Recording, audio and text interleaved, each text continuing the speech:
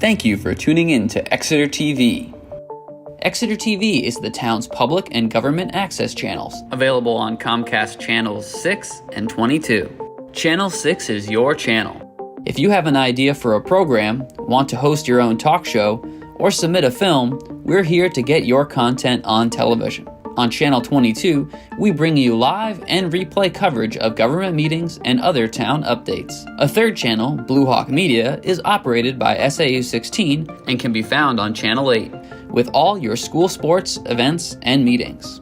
You can watch Exeter TV online at exeternh.tv, Apple TV, and on Roku. Find us on social media for extra content. Subscribe to our YouTube channel and hit the bell to get notified about live streams and new content. Tune in to our platforms every other Friday to watch the Exeter Bi-Weekly Report, with recaps of recent events, updates from town departments, and messages from nonprofits in your area. If you head to our website, exeternh.tv, we invite you to sign up to our newsletter to receive monthly updates about new content, upcoming meetings, and more.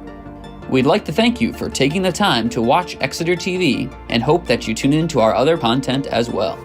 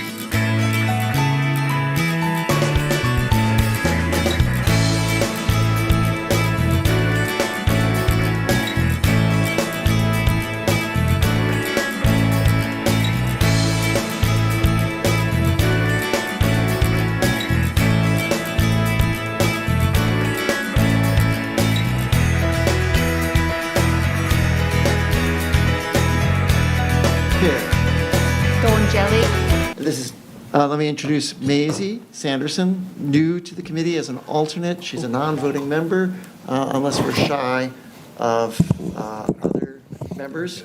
I'm going to hold off on elevating you to a voting status because it is likely that we'll have one or two more people, which would round out the committee.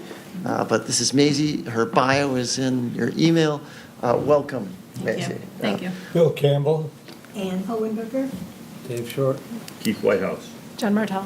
Thank you very much. Is there any public comment? Up the good work. Thank you. Hearing none other, I will move on to the minutes, which are up here. Are there any additions and subtractions? Yes. None. I saw none. Could you speak into the microphone, please? I saw none. Okay. I move they be accepted. I hear a motion on the table. Second. There's a second. Discussion? All in favor, say aye. Aye. Aye. All opposed, and Mary Tagle. All opposed, say nay. So moved. Very good. Survey format. So we have, let's see now. Yeah, I can't do like my phone where it goes backwards. You can go right next to Maisie perhaps. And okay, where's the survey format? I'm going to go over here. Survey format. Deb is not here, and Amanda apologizes. She'll be arriving later. Deb, I'm just getting out the door, but I'll be there in 5 minutes, latest. Okay. We're a high-tech operation, Deb. You're looking skeptical. Survey format, Amanda and Dev met with me, and then Amanda added to this. She envisions 4 questions. The first one, rate the 3 concept illustrations from favorite to least favorite. Then why did you rate concept 1, 2, 3 the way you did? So a ranking question and then an open question. Then please rank the following themes. So this is our opportunity to ask about which theme is most important to the community. Are there any themes that you feel should be left out or should be included? I think B and C should be together. I thought that too. Flora. Okay, so, okay, I'll note that. What do you mean by summer home in native history? I don't know.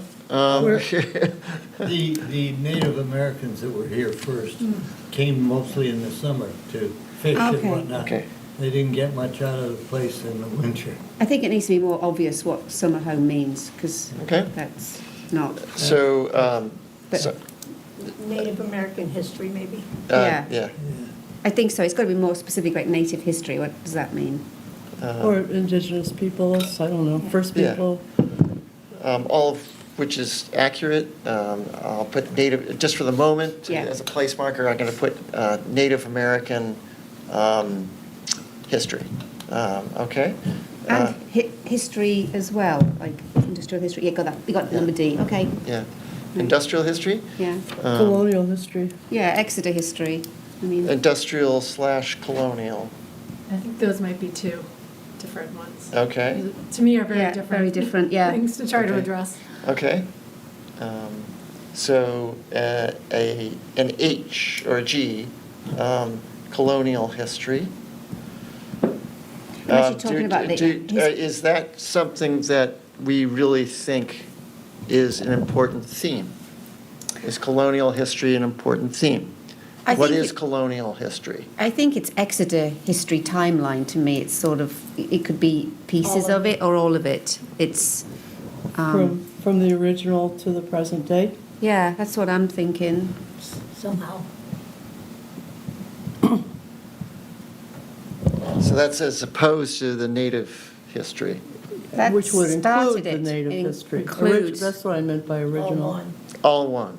So would you like A to be a inclusive? Let's see. Exeter history. I would say history, History. and then original, colonial, industrial, present day. That may not describe it aptly according to what other people are thinking, but that's what I'm thinking. Don't we already have a historical society that kind of covers all this stuff? We do. It's just a theme for the park. Yeah. It's just to Yeah. go on the survey, so Yeah. people can Yeah. pick it or not pick it. Yeah, I guess. There is It a seems there like is we're a gonna museum cram- dedicated to. Yes. Yes, yes, yes, exactly. It's already Yeah. well done. Yeah. It's pretty There well are done. sites, I don't think our park can. there are site-specific elements to that history. Yeah, The dam, the fishing weirs, for example. So let's concentrate on the park. Yes. Is there something about the park that is particular in history? For example, the weirs, Yes. that's, so, And the dam. and the dam. fish. And But I don't the, know what you're going to do with them, other than note them on maybe a plaque or something. You're not going to a build theme, weirs. it's a theme for the park, No. yeah. But you could It's have a big sculpture of a fish. yeah. So to speak. Yes. So back to native history, fishing weirs, and it's, as opposed to industrial history, the dam, local flora and fauna, that's combined. Site structure history, I'm not sure what that means. Is it the actual building that was what- there? Yeah. I'm And it thinking burned that down, Goes yeah. to 1990, that's Yeah. what she meant. Yeah. Okay. That is sort of in the history though, right? Right, if you have subtopics, history, boom, boom, boom, boom, bullet points. Well, we need separate things for people to rank. Okay, I meant, Yeah. oh, Yeah, yeah. Gotcha. Yeah, Yeah. they're ranking their themes. So, native history, local flora and fauna, industrial history. It sounds like site structure history is one, and environment writ large. Yep. Yeah. And then other. Yeah. We won't have another here. This is a ranking. This All is- right. Yeah, this is, you know, That could be a write-in. We can't. Usually when you do it, you can have a could write-in. be, yeah, okay. Other. Maybe, I don't know if Okay. it's possible. Or That other, would be nice. yeah, all right. Okay, so we got agreement there. And a fourth question, rank potential design elements from most important to least important. That is what Amanda recommended as an extra question. Seating, I guess it could be eating or resting, but Well, there's an accent in, for eating versus for resting. question Yeah. on that item, C, seating for eating, seating and tables, is that the implication? I think it needs to be more explicit. Yes. Yeah. Yeah. Okay. Seating and tables for eating, seating for resting. Otherwise, good? What about where does the thing comes in sort of like dog friendly and that kind of stuff? These are design elements. Okay. Yeah. Yeah. All right. Yeah. Okay. All good? Okay. So that's proposed. She'll come up with a final survey next week. So this is a good markup. Great. And Dev, this is Maisie. hi. Hey, Yeah, nice to so- see you. Nice to meet you. So yes, that's for next week's meeting. Thank you for the markup. Good little session there. Can I make a suggestion on this? Sorry, Yeah. I'm still digesting. Can we maybe combine E and F into just public art, because I think public art could take a lot of forms. Yes. Right. Yes, it I could like be- that idea. It could And be I an don't know art, how possible a mural even is, so I don't even know if we It requires. propose that specifically, Yeah, so. it requires that the We don't building know. owner, Yeah. is say yes and agree to a mural, and there are a lot of steps. So, yeah, public art is a good suggestion. Okay. And I think I might just take off water feature. I don't remember that being, We have the river. yeah, I don't remember that being something that So came up in the It public art. It did come up. Did It it? did. Yeah, it did. Okay. It hit It might have- 3%. A few fans Yeah. in this Yeah. room, but. Very few fans in this room. But given what we've heard from the town about maintenance and all that, I think,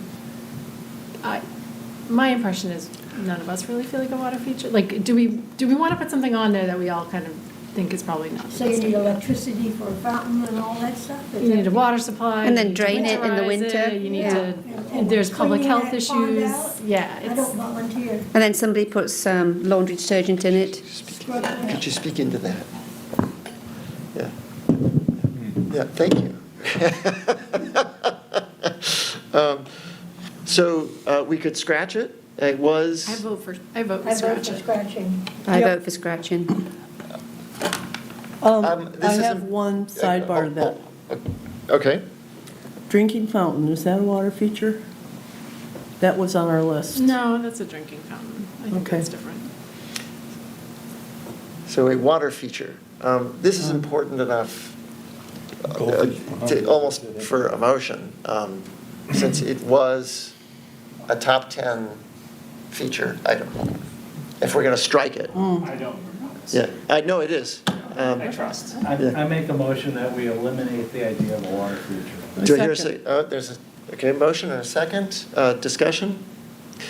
All in favor of striking, say aye. Aye. All opposed, say nay. So struck. Okay. Any other items? Okay, so Dev, is it okay with you that Amanda and you coordinate? I'll be in there too on this markup. Yes. Is that okay? Yeah.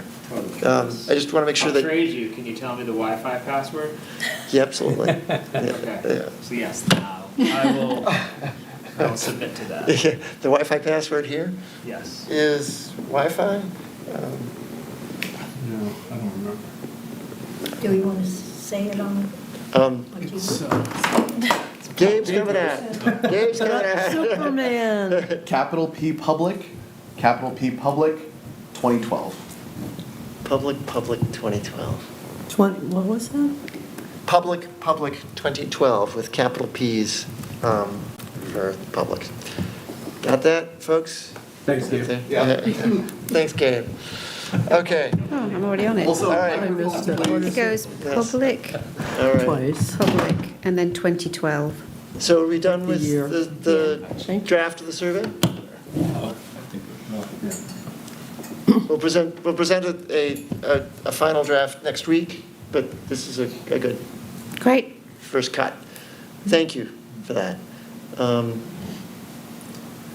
And so funding and fundraising 101. I'm going to skip these slides. I asked you to read them. I said this was not going to be a matter of discussion. And I do not intend this to be a matter of discussion at this time. I will summarize by saying that federal grants, my understanding is that they're all frozen. Today? Today. Yes, today. They're all frozen today.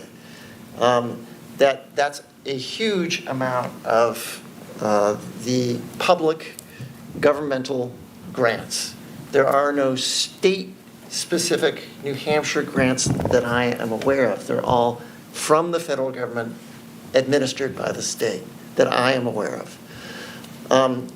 Without those available, potentially for the rest of the year and who knows how long, there will be increased demand as other projects in communities across the state and the nation compete for limited dollars from private foundations and charities, which means we're among thousands, maybe hundreds in the state at least. We're talking food pantries and homeless shelters and other worthy projects. This small park is going to have a hard time competing. I'm not saying that we should give up, and Anne, I think you have the right attitude. Go for it. If times get tough. Hello there. This is Amanda. Hi. Yes. However, it's going to be a rough environment, and the town has other priorities if the going gets really tough. So, back of the envelope calculation, don't hold me to this, but rough estimate, we may only be able to raise 40 to 70K. That may be a legitimate target.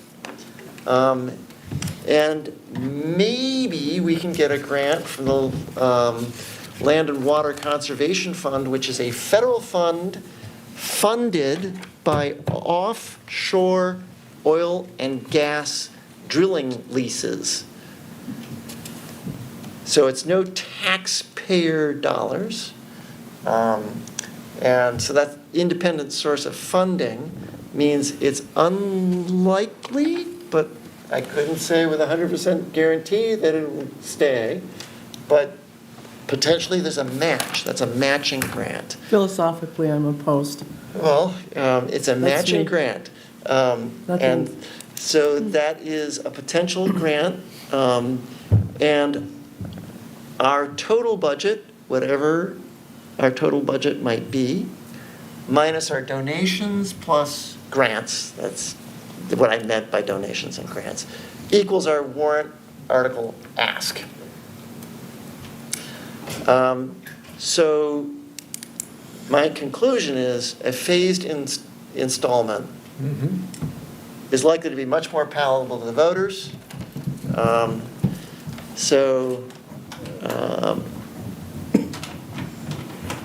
My recommendation, we aim for a basic installation next year, and that we do more later as dollars reappear.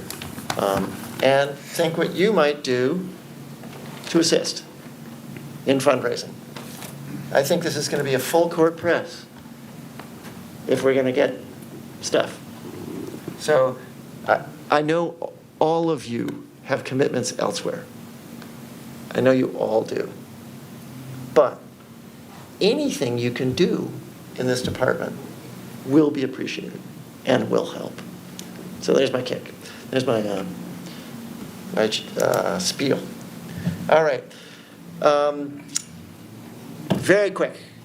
Top 10 features. So going back to January and the results of the survey, here are our top 10 features. We've voted water feature off the island. So we're no longer considering water feature. Seating and eating, plants, swings, play, overlook, public art, multi-generational, accessible, educational plaques, and evening lighting at 1%. But seating and eating, native plants, play, and overlook, those are the top 4. I'm going to move to remind people of, yes. I just want to make a point. I'm not a statistician, but it's also the way that the survey is designed. I would argue that there's not a ton of meaningful difference between something that gets 9 and 7 and even 5 and 4 and Nope. 3%. Like, Speaking as a there's basically statistician. two yeah. clear front runners, and then there's a bunch of other Yeah. consideration. I just want to make sure that we're not considering them as the actual rank order. I would agree with you, and I have a lot of stats in my background, so I can absolutely say that there's no statistical difference between a 5% and a 7%. To remind people of the goals that we voted history, genius of place, inclusivity, low impact, natural, environmentally sustainable, and economically sustainable. Those got our top votes. It didn't mean that other goals weren't important, but those got our top votes. And our requirements, very strong statement about universal accessibility and the ability to fund this thing. So is this the vote from our last meeting? This is the vote from February. From our meeting? Yes. Well, Yeah. I beg to differ on one of them. I voted strongly for stormwater, and here it says 0. I'm sorry that we didn't tally It's your vote. okay, Yeah. I'm gonna Yeah. ride that one into the sunset. Okay. I'm very committed. You're very committed? It's up there? But it says 0 votes. Yes, it does, because we tallied 0 votes at the time with I- you and I. I We- guess my vote didn't It count. didn't, well, it wasn't It was- tallied. I Didn't- think it's you not that ran out of counts. time. Yeah. I think we Yeah, ran You out. didn't vote on yeah, that. Yeah. I think, So, Keith, you're That's- right. That's what happened. Yeah. The last 3 didn't get voted on at all, Yeah. you ran out of time. yeah. Right, with the meeting with Devon's charts and the stickies. So there's, it's We not did- tallied. I didn't say that it wasn't important. Okay. Yeah. There may be requirements that are important, but this is what the results of the vote that we tallied were. And the most important thing is, I would say, without the statistically significant, universal accessibility. So that's all meant to be context for Jen's presentation. So, Jen, I'm going to start by saying a very large thank you. Yes. You haven't even Thank you. presented, and you have done a tremendous job. I know that you've dedicated staff time as well. It may have been a fun project, and I hope it was. Yeah, staff had fun with that. But it was pro bono work. Yeah. And the town, on behalf of the town, thank you. Yeah, very much. So, go to. Okay, do you mind if I go up there? I just feel like this is. Go ahead. I need to see what Yeah, I'm talking and about. take this with you. Okay. Yeah. Where's that on our I don't want to feel like packet? I'm lecturing, but. And I'll You'll advance. advance the Yeah, I'll advance for you. slides as needed. Yeah. Okay, so, as you all have hopefully seen, we prepared 3 drawings for 3 different design concepts for the park. And these were based on the discussions that we've had, the public input, and frankly, really heavily on the design concepts that everyone sketched out. I found those really helpful to sort of understand, just sort of what people were thinking. So I hope that we did an okay job of translating that into sort of something a little bit more concrete. So obviously, this is just the header slide with Pairpoint Park location. So I'm going to go over the 3 concepts and hoping to maybe answer questions at the end. So I'd like to sort of get through the presentation first. And I'll just say a couple things at the beginning. The 3 concepts, I sort of started to assign a theme to each one of them just because it's helpful for me in designing of what can we think about in terms of generating form and whatnot. That can be pulled apart, that can be pulled out based on the public feedback and all of that. Similarly, the furnishings, the benches, the tables and chairs, all somewhat interchangeable in all 3 of these schemes. So don't think, well, I really like that scheme, but it's showing a bench and I'd really rather see a swing. Fine, we can switch it out. There's nothing magic to it. This is really about how 3 different approaches to how to build on this land, which is a tricky site, and how people will use the land, access the land, negotiate through the land. So those are the things that we're hoping to think about. And one last thing, actually, and this was a prompt, I believe, from Amanda, is the 3 schemes are very different in terms of the amount of people the capacity of the site in terms of how many people can sort of gather there. So if that's an important thing, it sort of goes from the most people in the first scheme to the least people in the last scheme, because the last scheme is really all about you're on a path, you're not going to be gathering. So just something to think about. I did put the square footages on the slides. So the first scheme is the deck scheme, inspired very much by, I think, Amanda and Keith's original sketches and ideas of, let's just build an elevated wooden structure that extends from the sidewalk level at the sidewalk elevation all the way across the site to the retaining wall end and creates an overlook. I didn't feel it was appropriate to build sort of wall to wall, so sort of generated this angle that's based on the design of the retaining wall from the old fish ladder, which also aligns with the old dam. So I sort of felt like this scheme is really all about the industrial history of the site, the construction of the dam. It just sort of seems like it would be an appropriate scheme to lend toward, let's talk about the river and the importance of the river in the establishment of our town and the dam infrastructure and the removal of the dam, because frankly that changed our landscape in a very significant way, and I feel like that story isn't super apparent when you're out there. When I was researching this, just as a little aside, I was looking at some of the all the information on the website from when the dam was being designed, and one of the pictures was like the Mother's Day flood, and the water just like raging up in Pairpoint Park, and now we're not even in the floodway anymore. Like this park is not in the flood zone at all because of the dam removal. So it's just like such an amazing difference. So I think that's a story that I feel like is really important for our town to tell. So anyway, just getting back to the actual plan itself.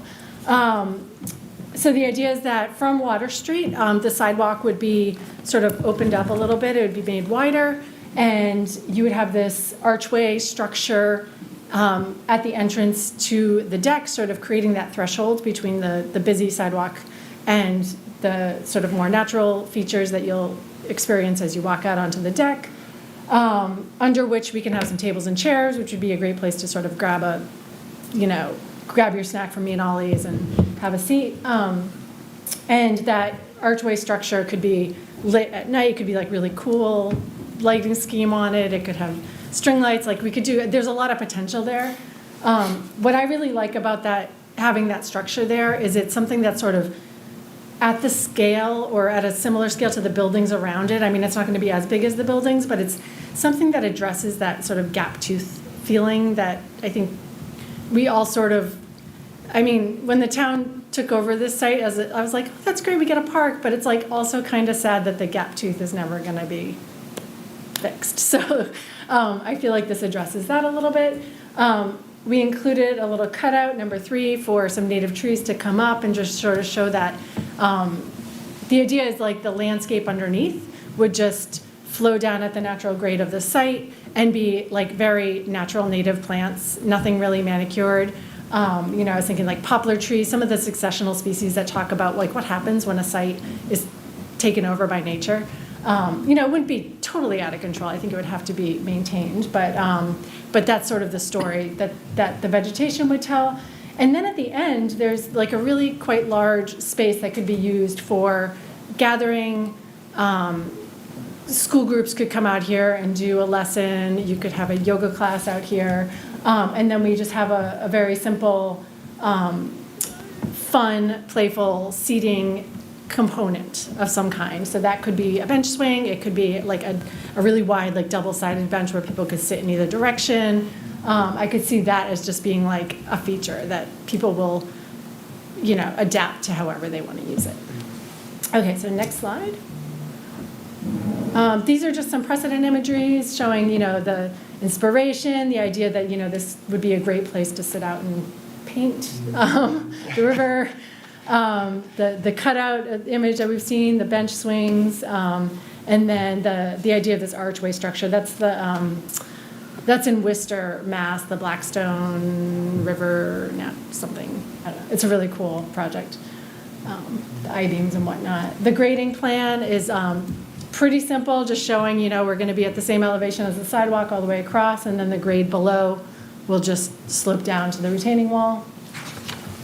What's in the upper left-hand corner there? Oh, yes, it's hard to read. It says 11, I'm sorry, no, it doesn't. It says 1,800 square feet of accessible open space. So that's essentially the deck area, subtracting the cutout hole. But so it's a pretty good amount of open space for gathering. Okay. yeah. What is I know you want to wait to the end, but what is the difference in height from the far end of the deck down to the concrete wall? So if you don't mind going to the next slide, that might the be easier to side view. explain. Yeah, so you're talking about that. Yeah. So that's about, depending on, I don't know what the top of that wall elevation is because we don't have great survey data.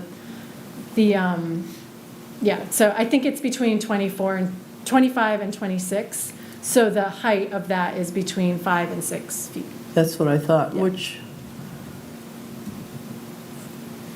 I just want to point out that at that height, if you're standing on the sidewalk, using my ex-surveyor's eyeballs, you can't see the river from the sidewalk. Yeah, so we did do a little street view, which I think kind of shows that point is you really are, I think the river's there, you get a sense that there's something there to go see, but you're correct. I think that it does generally block the view of the river.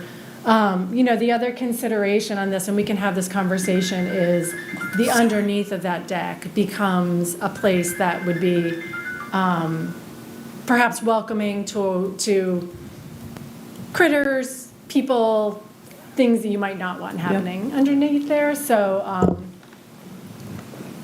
something to think about. And we'll discuss all that in time. Yes, we will discuss I don't want to cut off discussion here, but I do want us to get through the presentation. So Sure. I would ask that you please hold your comments. Dev, did you have something? Okay, all right. Okay, so the second scheme is the Shady Bosque. And this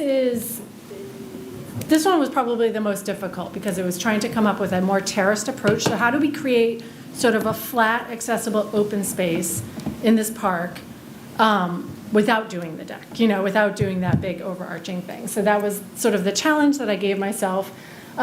Generated this concept, which I thought looked a little bit like a snail. So I was thinking this might be a little bit of a reach, but maybe this is the native flora fauna theme, where you have this maybe along the way there's sculptures of little critters that live in Great Bay or in this estuary or something. I think that could be really fun to play with this form. But the idea here is that basically off of Water Street, you have this small entry plaza where number 1 is. Very small, maybe enough for just a sign and a couple of benches. And then you go around, there would be a retaining wall there, that white, that is a retaining wall. And then where it says number 2, that walkway is a sloping walkway. So it's under 5%, it's an accessible slope. And that's basically the length that we need it to be to get down to about elevation 29, which is the elevation of the plaza. So the plaza is kind of that inner circle marked number 3. So that whole area is flat, the swirly thing is sloping. And then that plaza could be real good. There's a laser pointer you can use. Oh, thank you. Yeah. The plaza could really be, it could be designed in a bunch of different ways. I was sort of getting inspiration from Anne's first sketch of, Paley Park, where you have these trees emerging from the pavement, and there's just a bunch of movable tables and chairs around it, and people can just sort of arrange the space as they wish. It's very similar to like in France and Paris, where they have like Luxembourg Gardens. They just sort of have that. People love that. And they play bocce. Yeah, exactly. And then, because we are still higher than the retaining wall, there's a slope that is shown as riprap, which is essentially like kind of big rocks, like what you see a lot on waterfronts to stabilize the slope. And then we built into that a wood, like amphitheater deck structure that would provide some steps down. That could also be a place for sitting and watching the river that goes down to, I'm trying to point, oh, there we go. Goes down to this area, which is a relatively small, flat overlook area at the retaining wall elevation. So in this case, this area is not accessible, and obviously the slope is not accessible, but this whole area would be. Is there a sidewalk in the common area, a common way between Corticello and the park? Is that what you envision? This is at the same elevation. So there is a door at Cornicello in the basement. I think, I'm assuming it's their basement. That is at elevation 26, I believe. Like, again, survey information plus or minus. So that would be, I believe, at a similar elevation to this overlook. But is there it looks like there's a sidewalk along the This? side. Yes, yeah. Yes, in all my schemes, there's a 5-foot wide concrete sidewalk alongside both buildings. You'll see that in all the schemes. I forgot to mention that. But that's, yeah. There's the easement there. Those buildings need access. We're not going to build all the way to the buildings. Thank you. But you're saying that that's still at the original grade, it's not at an accessible grade? Correct. There's a existing slope between here and here, which is not accessible, and that would not be accessible. So again, the inspiration. I included this photo. This is in Malmo, Sweden, where just to kind of show what the riprap would look like with the stepped deck kind of amphitheater seating area. Look, the Bosque, the Shady Bosque in France. And then just thinking we could have some like rocking chairs or other kind of movable furniture along this edge to provide a nice place to sit. And then just an idea for like the signage that would happen up here. Oops. I'm going the wrong way. You are. I'm so sorry. This is the grading plan, so this one's definitely a little more complicated. But yeah, this shows how these two sidewalks are just basically flowing down at an even slope alongside the buildings. And then most of the grade is picked up in this planting area here, which is like the first spiral of the snail shell. And then the rest of the grade is picked up along this riprap slope and stepped seating area along the front edge. Oh, and then can you just go back to that? I'm sorry. So this one has 1,200 square feet of accessible open space, which is essentially this zone and this plaza in the front, and 250 square feet of non-accessible open space, which is the overlook. And just some views, so you can kind of see in this view, I think to Mary's point, you sort of see, a glimpse of the river from Water Street. Obviously, this view is also in the middle of the street, like if you were on the other side of Water Street. If you get closer, you're going to see more of the water. It's just hard to capture that and get the whole site too. And this is the view from the river, showing the lower overlook. There would need to be a railing there because of the drop on the retaining wall. The stepped seat wall and riprap slope, and then the plaza space above with 3 canopy shade trees there. So then the last design that we came up with is the serpentine path. And this was just taking a look at, okay, what if we just did what we could to get down to the river, completely accessible. And, what we found is that you really need quite a bit of path to do that. I didn't want to start adding handicap ramps, which are basically, you can get a steeper slope, but then you need to have handrails, and you can only go for certain distances without landings. It becomes it doesn't feel this park doesn't seem like a space for handicap ramps and things, so I really wanted to achieve this with a sloped walk, which is less than 5%. Jen, if I might add, in my own estimation, I did this very sophisticated with my fingers. I measured on your scale the bottom there, and I came up with roughly 120 feet of path for 60 foot of park from sidewalk to riverfront. So it doubles. That's just something to keep in mind. Yeah, that sounds Yeah. about right. You need basically 1 foot, you need 20 feet of run for every 1 foot of rise. Yeah. So this is what it looks like. I thought, this looks a lot like the Exeter River itself, so I thought this would be a great, the theme of this, we were thinking like, we could do blue pavement, you can get like blue concrete unit pavers, which would be really fun, and make it look like a river, why not? I was concerned about the sort of lack of open space and seating areas that are created because the site is so much just topography. So we were able to carve out these flatter areas right here and here for seating. And then when you get to the bottom, we're putting in a curving retaining wall, which could be a seat wall, and it kind of carves out this flatter area. And then, of course, by the retaining wall behind that, that's all a flat plaza area as well. All of the green areas here, you'll see in the grading plan, it's sort of being sculpted to create some mounds and some depressions. For stormwater, we have some rain gardens in the scheme. So like these here and here are low points to kind of capture some of the stormwater. And then up at the front here, we thought this would be a nice place to put a little mound, and also perhaps some artwork to kind of, maybe the fish sculptures coming through. I think that's it. We probably will need some retaining walls or some stabilized slopes with this scheme, but we'll get into that, further in the design. So again, the inspiration being, these little oxbows of the Exeter River, which are really cool. This is the idea of that seat wall at the bottom. The blue pavement, this is at Woods Hole. And it's really beautiful. It's really cool against the water. The idea of these little seating nooks, kind of not huge spaces, but enough for like two people to sit and just enjoy and relax and look at the water. Those could also be maybe small swings or other more playful elements to be explored.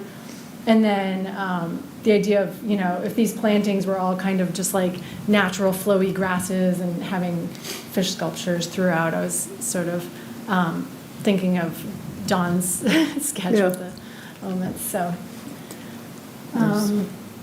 next slide. This is the grading plan. Like I said, it's a lot of, whoops. I'm so sorry.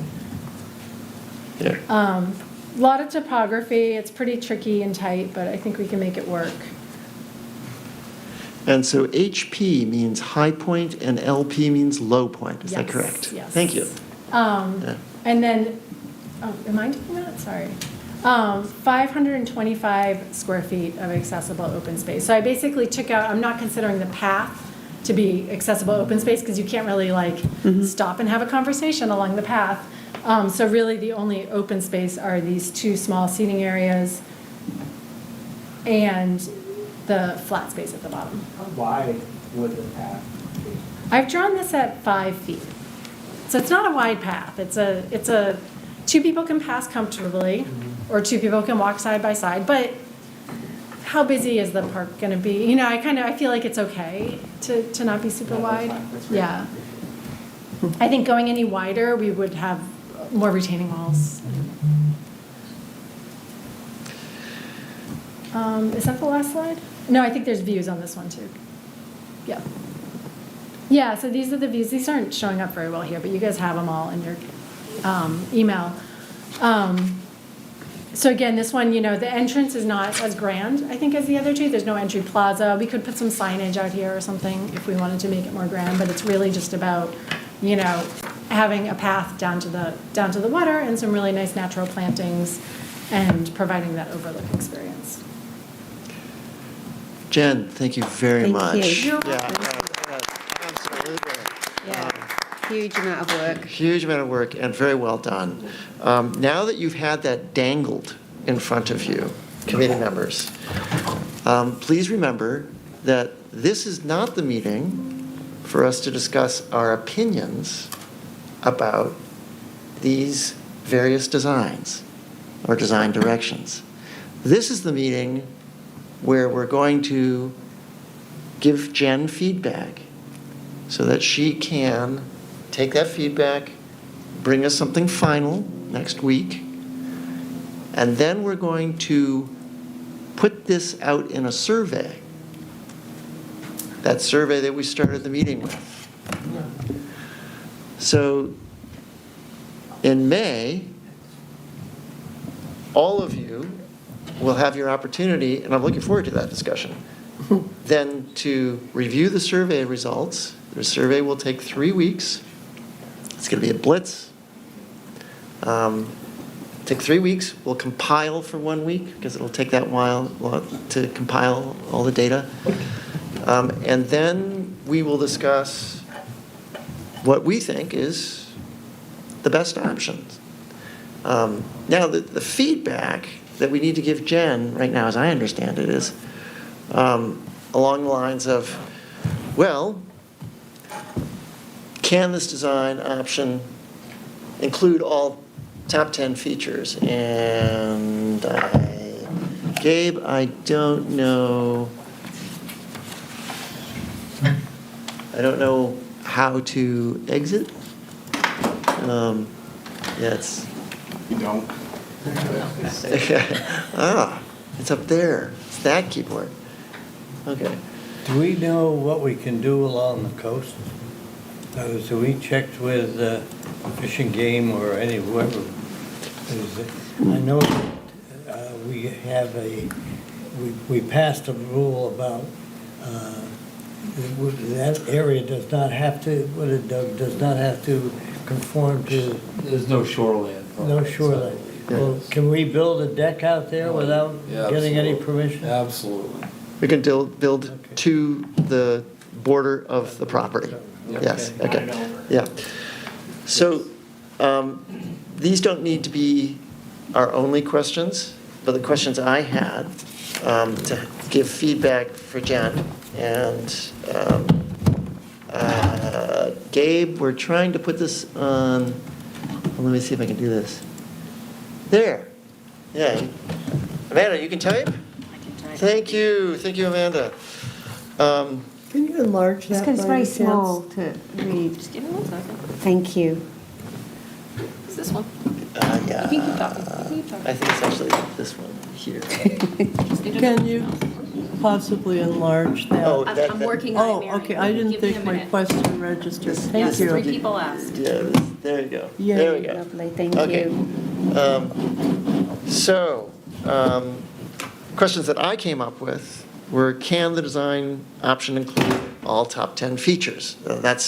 We want, well, top 9, since we knocked one off. That was one of the key things we did the first survey for, was to get top 10 features. My impression is that all 3 design options, Jen, can include any one of them. Yeah, Yeah. I mean, And if you're, I don't know if we can include all at once. Is that what you mean? well, we have the option to include Yes, yeah, all of yeah. any of them. So if you're wondering what those top 10 are, it's in your packet. And this. Is that the Yeah. seating? Seating, eating, native plants, swings play, overlook, public art, multi-generational, accessible, educational plaques, and evening lighting. And I have, from right field, question for Jen. Do all of the 3, and do any of them do better than another, on-site retention, French drains? Okay, so we'll put that as a later question at the end, and we'll Oh. go through this grid first, okay? Okay, So, I'm French. gonna Yeah, I know, I'm the but we're advocate. gonna go through this in organized fashion, and we will get to your question. Good. Constraints. Okay, so first line, it just looks to me as though we can accommodate any of those features. So we don't need to give you any feedback there. Yeah, okay. So does the design option address primary stakeholders' concerns? Who are the primary stakeholders? So we have the neighbors. So that is in your packet as well. And under relationships, in case you're interested, neighbors. So let's just very quickly say what the neighbors said. Elliot Berkowitz, heard about making a pier, might not be a bad idea. Idea of a pier is a good idea because potted plants, not all gardening, et cetera. Not sure about price and cost. And he wants access to his back door and AC units, building access. So that, in short, is that's a summary of his concerns. It's not all his concerns, but I think it's the most important ones. What did he say he doesn't want? No That was playground. almost more important. No playground. No playground. Very good point. Very good point. So thank you very much for pointing that out. It's also inferred that he doesn't want tall trees. Yeah, I thought there was one. Yes, it might have been the next neighbor. Oh, someone said no tall trees. Yeah. Some of the By, people, by maintaining the view from his restaurant. So in the front, that would be an issue. also true of people who live across the street. Not the same as property owners, but. And also true of other important primary stakeholders, maintenance, DPW, no tall trees. Short trees, they said, okay, but not Yes. tall trees. No So, Correct. yeah, no oaks, No poplars. no grand oaks, No no grand elm trees The that are poplars at, get tall, too. 120 feet. Would you consider Elliot's partner a stakeholder? I don't think we've interviewed her and asked anything of her. I didn't. I inferred during my conversation that they are close business partners, and he was informally speaking for both of them. Okay? Not known too many women that like men speaking for them. Right? I'd be fine with my husband speaking for me. Might have an idea. Okay. Fair point. From Jason and Edna, who own the Chocolatier building, well, they need it done fast, that's what they say. They're concerned about their foundation, and anything I think we choose can accommodate that, as long as we do it quickly. Constraints, they want access to the side and back of their building, so they have an easement and all of your drawings. So this is feedback for Jen. All of your drawings address his concern, or their concern. Thoughts on park design, there needs to be ground around my building for access. Well, it's town property. So there's an easement that's shared, and he has access along that in your drawings. I think the rest is town property. And that's my take. So question Yeah. for Jen. Yeah. Is there anything structural above that we could see or below, that's below grade, that would interfere with them maybe fixing their foundation someday? Because they'd be excavating and who knows? I can't speak to what it would take to fix their foundation. Yeah, I don't know that. Cross Yeah. that bridge when we I come don't to it. either. I don't know what the implications are.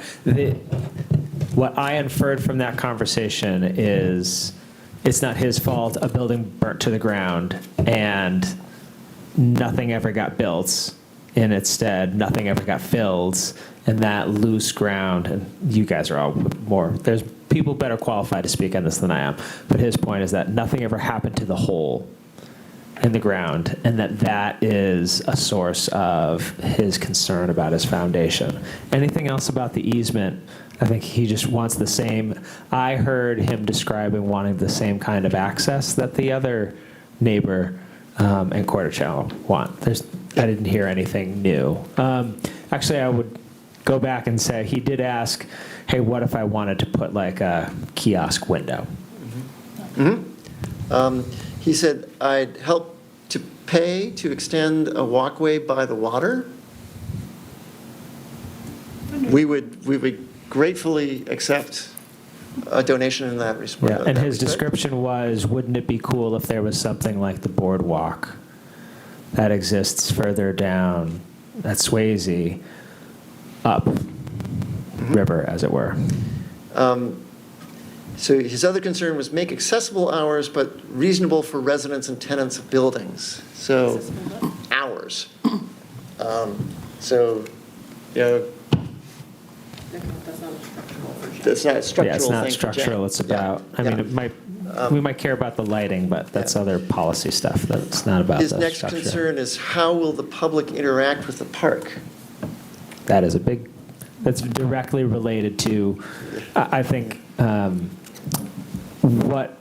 whatever we offer up to the public to choose. I mean, those different kinds of designs, which are all fascinating. I love that you did find 3 different ones, but they invite a different sort of interaction from the public. Okay. Could there be a window for vending? If he wants to cut a window in the side of his wall and sell out the side of his Over the hole, where that hole is, right there. Sell out the side of the chocolatier. I'm not aware of anything that would stop him. It has nothing to do with us. Nothing to do with us. Yes. So, Yeah. could someone please remind me, one side holds title, then I think that's, There's easements on both sides for Right. the shared interest of. but I think one has title to some land, and the other one has an easement. And if there's a distinction. It's like we owe more. Do we need to know this right now to give Jen feedback? I don't think we do, Okay. and, Because we're trying to give Jen feedback today. yeah. You won't develop the design anymore until later, I right? think that the 5-foot paths that I put on either side, if they don't, for whatever reason, meet the lease agreement, could be widened or shrunk or, you know, And or whatever the easement language says. The chocolate. I don't think it makes or breaks the chocolatier is actually design. a little narrower. Yeah. Right. Limoncello is Yes. actually a little wide. Yeah. Yeah, exactly. I just did 5 feet on either The side. total is probably somewhere around. Yeah. I'm not aware of any feedback for these conceptual designs. No. Yeah, No, I don't no, yeah. think that would Yeah. affect any of the Okay. designs. So, other primary stakeholders, DPW.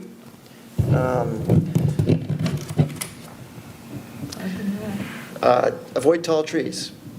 Avoid stormwater runoff. Don't use a lot of asphalt. No fertilizer. I don't think there's anything in that we have to. Beware of making it too comfortable and attracting unhoused people. Beware of flooding. Consider time restrictions on park security. And again, this has nothing to do with you. Public Works is responsible for the sidewalk, so avoid heavy equipment that may damage the sidewalk. I think that's up to the town to decide what construction technique they use, but that's not something that Jen needs feedback on, no. Okay. That's basically it from DPW. From Water Department, their concern is that there's a fire suppression water line that they think is 6 inches, and it may just be capped. And that thing is a threat, but that's nothing to do with you. You might address access to that in your designs. But I don't think any of them, Yeah. that corner of the property, which is the street side near Cornicello, is open in all three designs. So I don't think there's I any. think that would be addressed during construction, Yeah, like yeah. whether to cap it or, what to do with it. So town manager, let's see now, his concerns,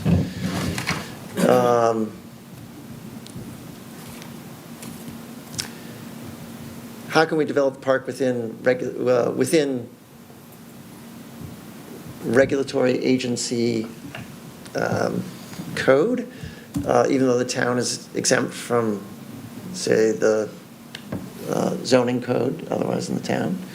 But he would prefer that we check with the zoning board to make sure that there's nothing that would, in another way, put zoning at risk. I'm not sure exactly what that might be, but I could have a conversation with the chair. I think we have someone who could opine on that. I'll make that decision, thank you. He will, yes, okay. So this, I don't see any issues. okay. Once again, it's a governmental use, we're exempt.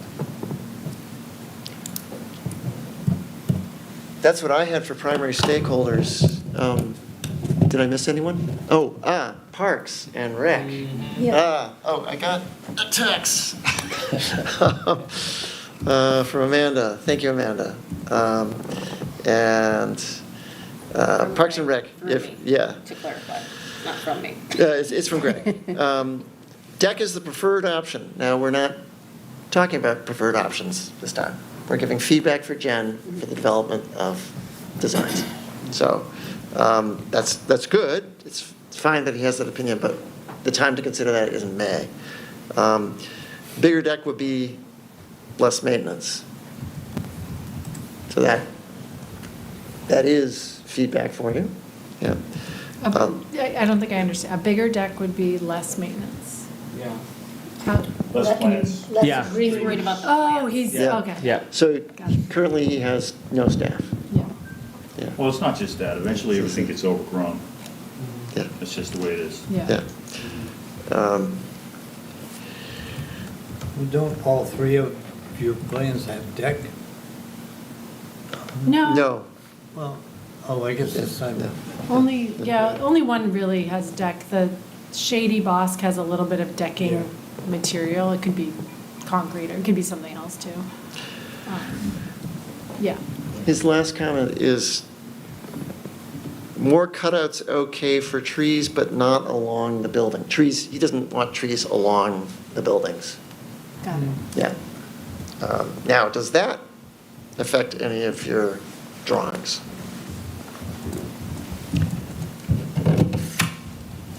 Along the buildings means, maybe Keith can suss this out, so many feet away from the foundation?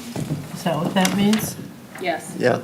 So the Shady Bosque version, I'm going to start there. Free and clear. Free and clear. Well, that tree is in the same spot as the elevated deck. But, I drew those trees thinking that's the maximum size that tree will get. Right. So if he's concerned about having to cut branches that are going to be hitting buildings, no, this is drawn at maturity. So we would specify small trees that won't touch the building. I think the issue is a lot of times people plant trees because they're so pretty when they're little, and then they get to be 80 feet tall and become a maintenance. Fencing around the entire deck and the center part? Yes. Okay. Well, I wouldn't call it fencing, I would call it a railing or guardrail. Okay. So it's 42 inches high. And is Parks and Recs, are they responsible for going under there and cleaning and? They would be And responsible for the whole site. Yeah. Yeah. Yeah. Or if we make a friends group or something. Yeah. Right, under their In purview. theory. Yeah. Yeah, that's a Yeah, good point, Keith. A question I have is, are we asking Jen to go back and refine all three of these options, or Do we pick have, one? no, not to pick one. No. We will survey the public on all three. Because it seems like we're kind of ignoring a big issue, which is cost.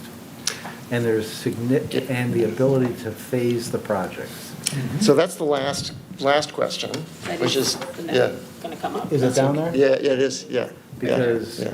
options 2 and 3, you have the ability to phase. Option 1, which would probably be the most expensive one, really kind of has to all be done in one shot. What's your take on what's expensive on all three designs? Do you have an idea which one would be the most and which one would be the least? Honestly, I really don't without looking into it deeper. I think, each one of these could have could be done on the cheap and could be done more expensive. I think each one could be phased a little bit, like the deck. You could build the deck and not the archway, for example. Right, but the deck. But the deck is, you can't significant. build half a deck. No. You could build a smaller deck. The other ones, the pathways, you could start out with stone dust, come back at a later date, the base is already in place. Yeah. The town has a lot of the materials available for options 2 and 3, the loam, the boulders, granite for some retaining walls. And we do have volunteer opportunities for some of the other stuff. I just think, option 1, I like it, but I think the deck alone, you're probably talking $100,000, $200,000. Easy. Yeah, I feel the same. I would prefer to have pretty much the whole thing decked. But if it's not going to pass a warrant article, then it's a moot point. It's tough. Yeah, do we want to put dollar amounts to these before we put them out to the public? Like, order of magnitude? Just something to consider. I think it would be, that's my personal opinion, is that it would be helpful to the public who are considering current events and perhaps their appetite next year for a public works project, how much they're willing to fund it, and what the total cost would be. And we would say, perhaps on the survey, the cost of the taxpayer depends on donations and grants. We don't know what those will be. We'll be aggressive, but this would be the total cost of the project, roughly. Can you produce that in a week? Well, I was going to ask these two. They're in the business. It's not really that hard. Like the deck, it costs a certain number of square feet. Do we want pressure treated? Do we want composite? I don't like either of them. Yeah, they're going to be replaced. Well, pressure treats, eventually splinters, and it's not a particularly environmentally friendly material. And the composite, that can get pretty slick, and especially when you get changing temperatures fluctuating between freezing and warmer. It gets dangerous. But coming up with a square foot cost for putting up a deck isn't that big a deal. And there's also like the railing. What do we want for railing material? Do we want to do a metal railing or a wood railing? Well, this is where I'm personally all in favor of us, if we can get an estimate. I'm in favor of a range, not one number. Correct. So, the range is, it's a bit of a ballpark figure based on people who have some professional expertise from the lowish end. If you're only doing the required stuff, and whatever you need to know from us to get that, let's figure that out today. Mr. Chair, could I be the contrarian for a moment? Yes, please.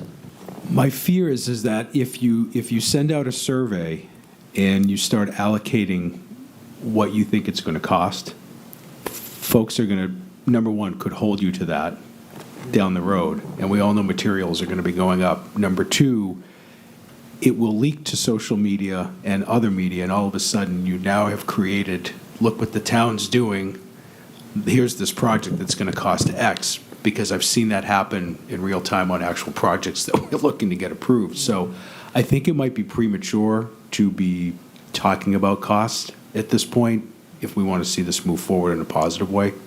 And I've seen projects that are shovel-ready where you've put out, it's going to cost X, and then by the time you get to a vote, it's costing Y because of materials, and folks are saying, but I thought you said it was going to cost Well, X. see, I'm just saying, factor in cost in our deliberations, not necessarily put out design one, X number of dollars, design two. Oh, no, I think in terms of the committee talking about it, but if you're and I apologize if I misunderstood, but if you're putting out a survey saying, what do you think of A, B, and C, and then a cost, I don't think that's a good idea. No.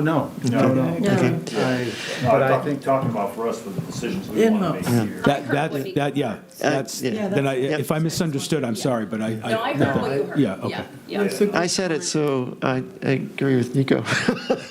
I made the mistake. Ixnay and down to the next thing on the grid. Wait, Well- I actually have one point. I think it's important to mention, just really quick, I think it's important to mention that the town manager and one of the abutters had mentioned, the programming of this. I think that might be a little more important for the people of the town to understand, like, what are the intentions of these different designs? Because some people might look at the Shady Box and think, oh, we can do a farmer's market there, stuff like that, and those are things that have been mentioned that have been making these people nervous about what is the programming surrounding this, what is the kind of traffic, what's being sold there. So I think putting an intention of program is important for these designs. What human activities will design 1, 2, and 3 support? Exactly. Yeah, that's great. So that's feedback for. Well, is some of that up to the town to decide if they're going to permit a farmer's Of market course. there? So then it's not really on our, Right. I think the way that I would massage this is we shouldn't necessarily be making decisions about what should and shouldn't go there, but what we should be considering is what does the designs potentially accommodate. Exactly. Yeah. And some of that will be square footage. Yeah, I think the square footage covers that. Yeah, I would agree. I mean, I don't think we want to start necessarily I don't think we necessarily want to start proposing. I know I mentioned a few things, but I don't think we want to propose certain program because People will. ideally it'll be up to the town what they want to. And in 20 years. And it might change. It might change, Yeah. yes. And it fits in with what Nico said. So They'll back get to the question. Fixated on a certain activity. The way that I'm hearing that we address this is that effectively, if you look at the square footage, the first option, the largest option is one that may be conducive to more congregate public gathering. That's what I'm saying, is people might latch on to certain things because they think certain programs will go there, not necessarily labeling our plans. Right, This is the yeah. intention. And the second and the third seem much more limited in terms of their ability for whatever things people think they might want to do. So that's. I would think, Steve, we're going to talk about money as much as we can find out in-house. And I want to keep track of that because it's hard to talk about money. And I want to make sure we take it up at a next meeting in some way. And I do have a question for Jen that fits in with that. The site prep, especially if we're going to do on-site drain retention, there might be the same site prep for each option. So I don't know how else to express my question. Engineering to determine what site prep is needed will cost X. Site prep will cost B, regardless of which scheme is developed.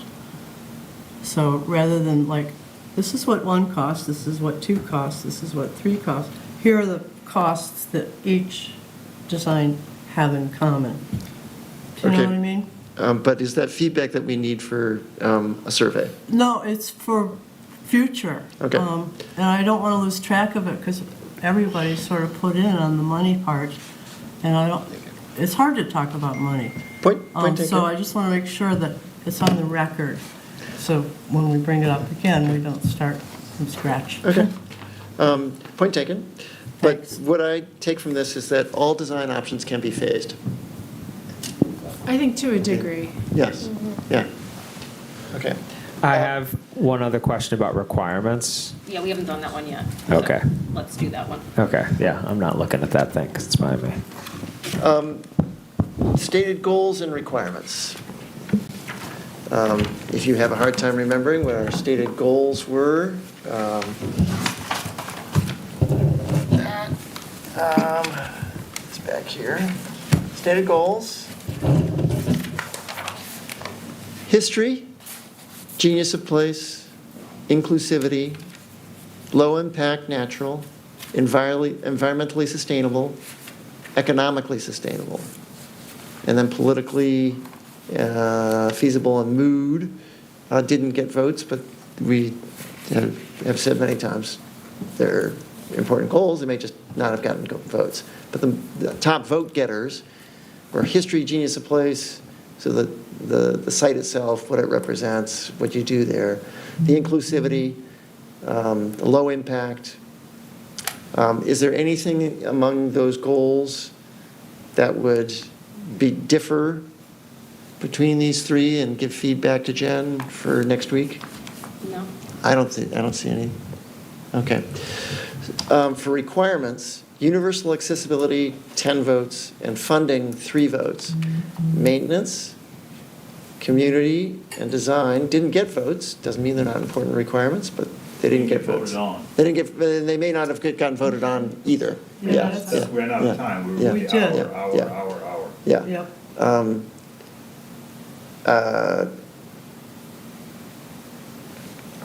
Granted. Yeah. That's what happened. So what we do know You is. had a meeting that you weren't at, just so you know. I Did you watch watched it? Okay.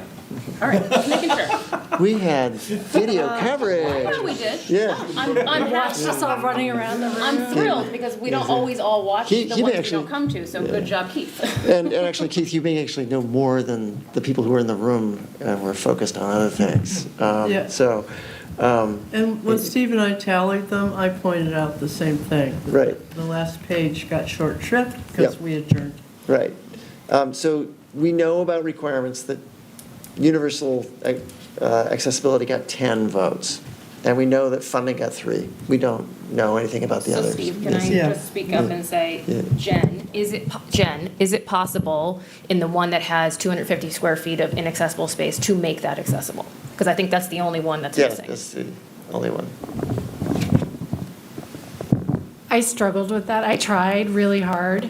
I mean, you see how much ramp we need, how much distance we need. I mean, we could put in an elevator. Like, anything's possible, right? Anything's possible. I have a notion about that. You know, the path is 5 feet long and Steve estimated wide. Steve estimated it to be 120 feet. We're talking about the Shady Boss, we're not talking about the Serpentine. Oh, okay.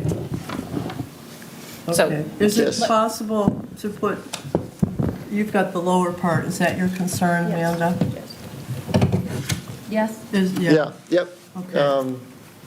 Yes, that's less space And that that's is the universally. outlook, which was yeah. also a high desirable thing for the community. And then we're making the outlook itself be 100% inaccessible. Yep, Unless there's like a pier, do you know what I mean? A building form that unless that's built up some of somehow. it, maybe not all of it. Yeah, Right, but then I think you're just going back to the first scheme of, well, you could have a limited deck. you could have a limit. Yeah, so. But it's Right. getting from a lower Yeah. point to a higher point, so how does the deck help that? Can we pull up the Shady Boss? Yeah, I you don't know how can. to find everything on here. I think you have to do it over there. Yeah, I'll do it right here. I think it would be at the 29 elevation, like we could build a deck at the 29 elevation.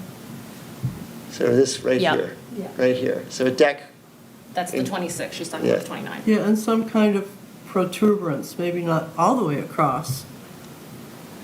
So those are steps. Yep. So how are we getting to steps. this deck that you're building up the steps? The deck would just, the ground would come up, and it would just be a deck So off the bottom of the spiral. Yeah, this would be deck right down here. That's. No steps. Yeah, That, yeah. and mine was But it's starting at, where's grade No, 29? no, it's higher. It just, Where's Like, grade, picture number? the wood deck just getting bigger and staying at the same elevation, So, not stepping down. But like from where those. Yeah, seats are. this right here would Can be I just the- ask Jen? Sorry. Yeah. So from where those seats are, how do you get up to the overlook if those are steps right now? I just don't understand. Right, I'm saying if we wanted to just make this scheme 100% accessible. Yeah. That would not be steps anymore. It would just become a deck. So why is it steps right now? Those are steps down, not up. Because yeah, I was Oh, they're trying steps to. down. Yeah, they're Yeah, they're down. I Yeah. was Just bring trying the to ground kind up. of get people Yeah. down to the Gotcha. water. Yeah. I That thought was- they were steps up, which is why I was so confused. That- Oh, okay. Yeah. Found it. So Okay. this would be, I got it, I got it. yeah. Okay. yeah. So, Good clarification, and thank you. So could you make it a little deck there in that space? yes. I could.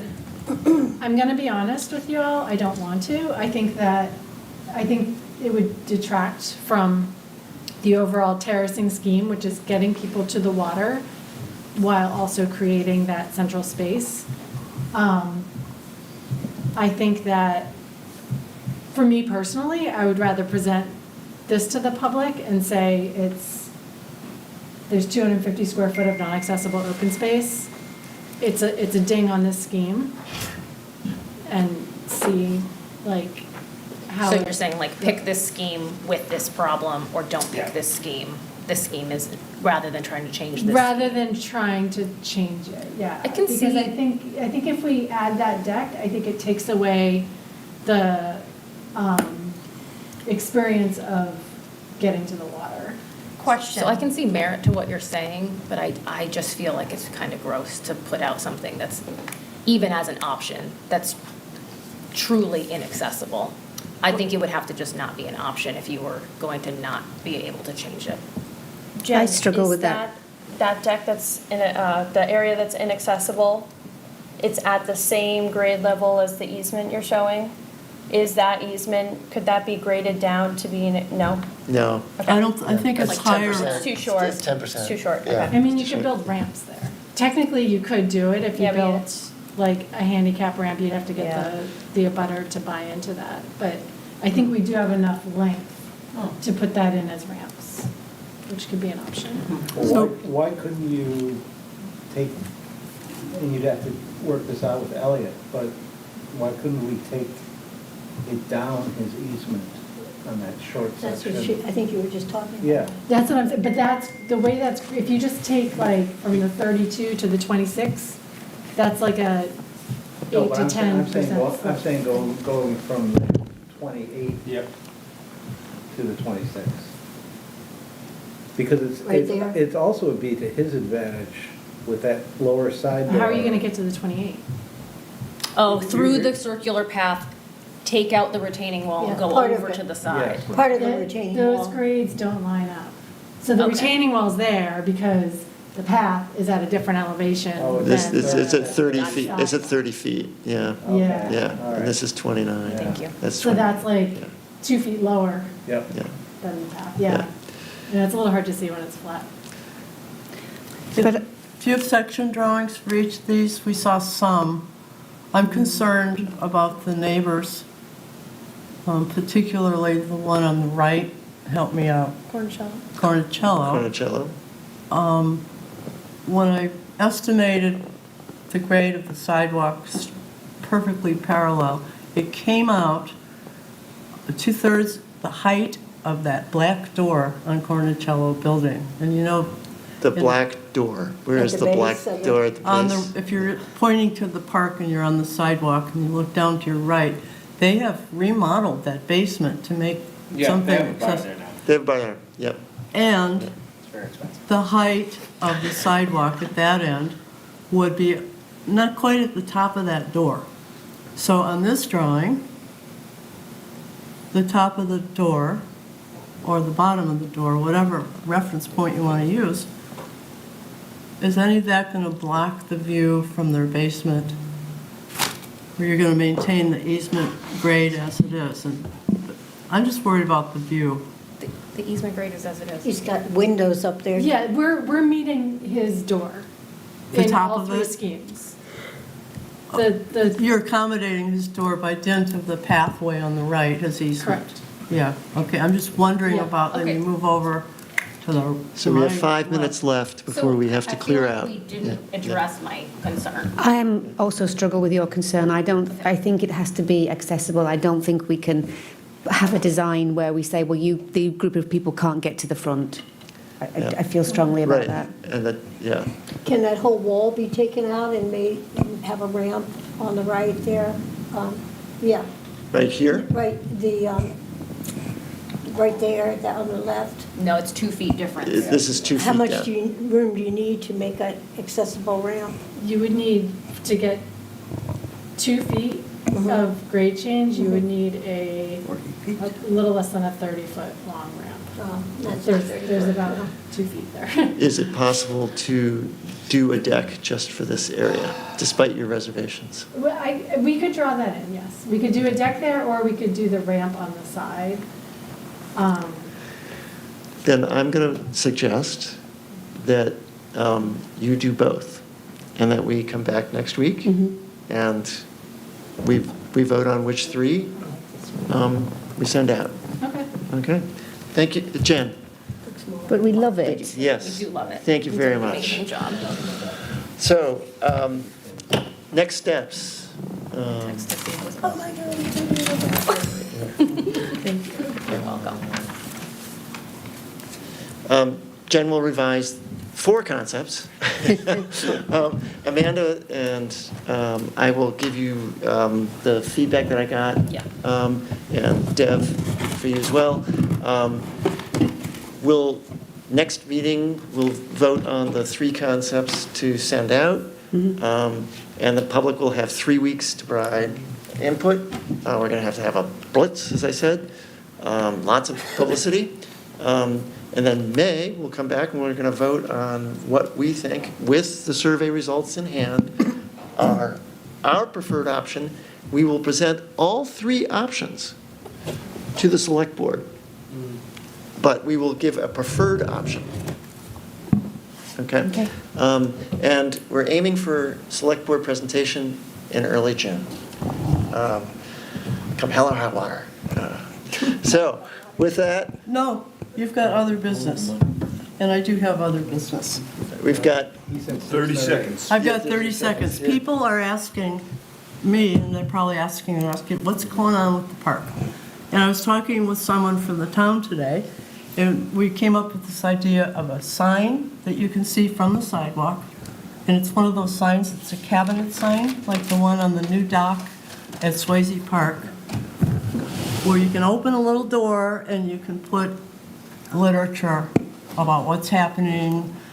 And I think the public is getting a little frustrated because, like, what's happening? But I think a sign there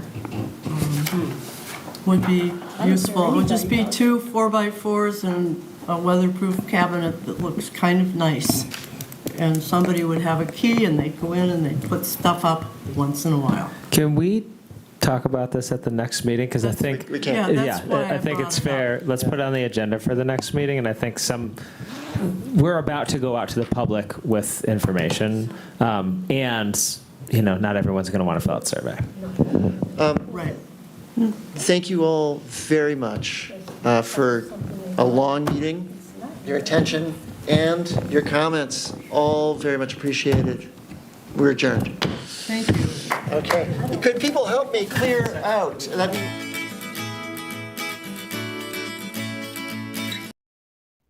Thank you for tuning in to Exeter TV.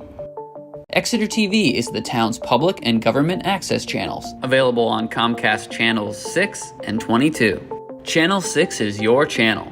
If you have an idea for a program, want to host your own talk show, or submit a film, we're here to get your content on television. On Channel 22, we bring you live and replay coverage of government meetings and other town updates. A third channel, Blue Hawk Media, is operated by SAU 16 and can be found on Channel 8, with all your school sports, events, and meetings. You can watch Exeter TV online at exeternh.tv, Apple TV, and on Roku. Find us on social media for extra content. Subscribe to our YouTube channel and hit the bell to get notified about live streams and new content. Tune in to our platforms every other Friday to watch the Exeter Biweekly Report, with recaps of recent events, updates from town departments, and messages from nonprofits in your area. If you head to our website, exeternh.tv, we invite you to sign up to our newsletter to receive monthly updates about new content, upcoming meetings, and more. We'd like to thank you for taking the time to watch Exeter TV and hope that you tune in to our other content as well.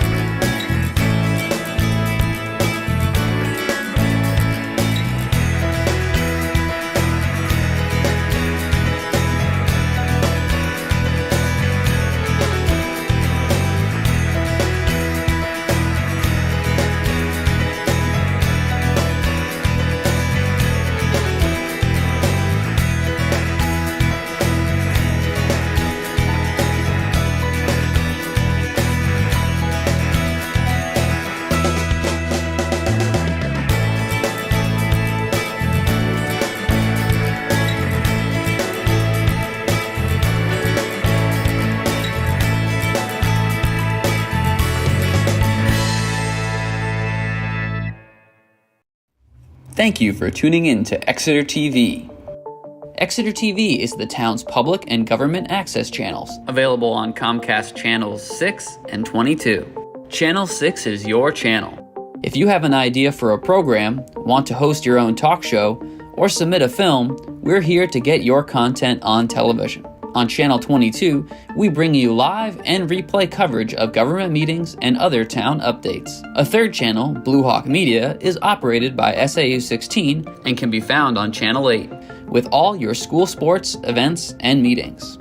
You can watch Exeter TV online at exeternh.tv, Apple TV, and on Roku. Find us on social media for extra content. Subscribe to our YouTube channel and hit the bell to get notified about live streams and new content. Tune in to our platforms every other Friday to watch the Exeter Bi-Weekly Report, with recaps of recent events, updates from town departments, and messages from nonprofits in your area. If you head to our website, exeternh.tv, we invite you to sign up to our newsletter to receive monthly updates about new content, upcoming meetings, and more. We'd like to thank you for taking the time to watch Exeter TV and hope that you tune in to our other content as well.